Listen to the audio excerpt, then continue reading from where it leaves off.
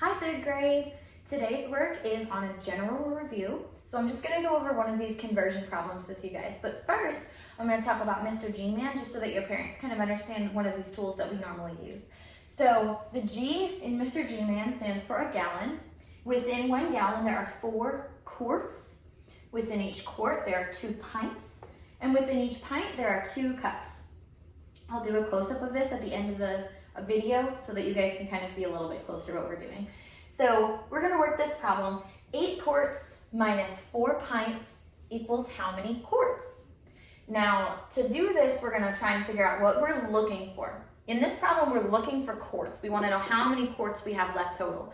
So this one, 8 quarts, we're not going to do anything with. We're not gonna touch it because it's already in quarts. We don't have to convert it to anything.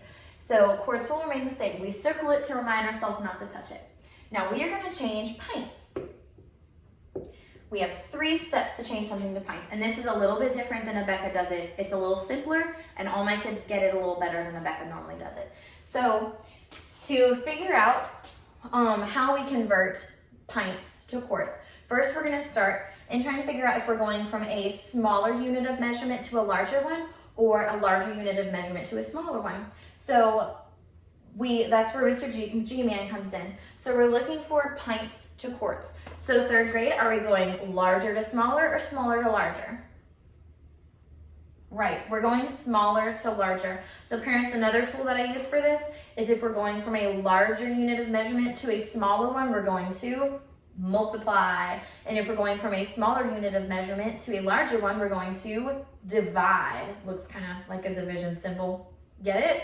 So if we're going from a smaller to a larger, we're going to divide. So that's step 1, is figure out dividing or multiplying.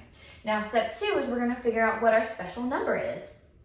We're going to figure out how many pints are in 1 quart. So Mr. G-Man shows us that we have 2 pints in 1 quart. So 2 is our special number. So we're going to divide 4 divided by 2. That's step 3, is to work this little problem. Now we know that 4 pints is the same as 2 quarts. So now we can finish our problem. 8 quarts minus 2 quarts equals 6 quarts. Awesome. I know you guys are going to do a great job. Parents, I really hope this helps. Let me show you a close-up of Mr. G-Man before I go for the day. So you can see 1 gallon has 4 quarts inside of it. It's the same as 4 quarts.